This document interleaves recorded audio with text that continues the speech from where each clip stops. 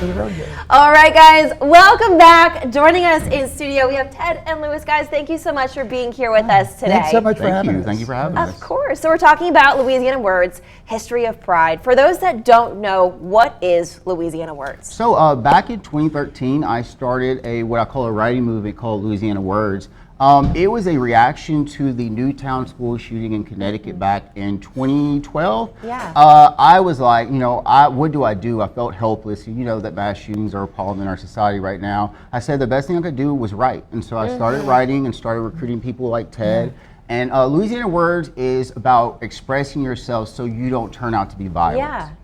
I love that. And so we were talking a little bit during the break. You guys are doing Louisiana Words, History of Pride. This is kind of the first time that you guys are doing this. So what made you guys want to do something like this? Ted and I went through so much putting on the Acadiana Pride Festival in 2014, and so many people were involved. And Ted, of course, went on and did it for another year. We're trying to make everyone remember how far we can go, because we had a 3-day festival at one point, and there's so many people that we've lost that were involved, and that's what the History of Pride is about. And Ted can share his experience about being in Louisiana Words and Acadiana Pride Festival. Yeah. One of the reasons I got involved with Louisiana Words was that I was going through some things in my life at the same time, and Louis reminded me something that I used to do as a child was write. And I started writing, and next thing you know, he came up with Louisiana Words, and I got involved with that. And we started doing different venues, reading different poetry, reading different things that I had written, and they got really, really well acclimated and really well acclaimed.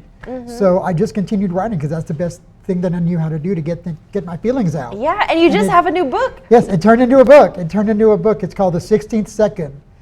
The 16th Second is actually a story of survival. It's about growing up in the Deep South, growing up gay with HIV, and what I did to overcome all of the things that I was trying to go through at the same time. And I did it as a 16th second because I figure in life, everybody's famous for 15 seconds, no matter what you're going through in your life. 15 seconds is about all you got. So what do you do with the 16th second? What do you do when your 15 seconds are over and you have to develop your life all over again?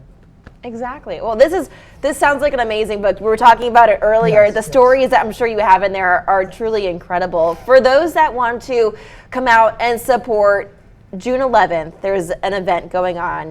What's the details for that so people can come out and check you guys out? So we have the History of Pride, and essentially is honoring people like Ted that have been doing stuff in this community since the 1980s. So we're going to be at Cite June 11th at 3 p.m. It's going to be a great time. We are going to be memorializing Kara Ann Overgaard, who's the first trans representative in Lafayette, and Christopher Biscuit Abair, who was a handicapped individual who was incredibly brilliant. I don't know if you knew Biscuit, but he used to go around rapping all around Lafayette, and he was a drag performer. So we're going to remember them, and we're going to read poetry by them that they wrote, even though they're no longer with us. Awesome. Well, and you can see me at Beausoleil Books from noon until 2, signing autographed copies of the book. Yes, you guys definitely want to go check this out. Check out the book. If you want to learn more about the event happening at Cite des Arts, it's going to be on our website, klaf.com.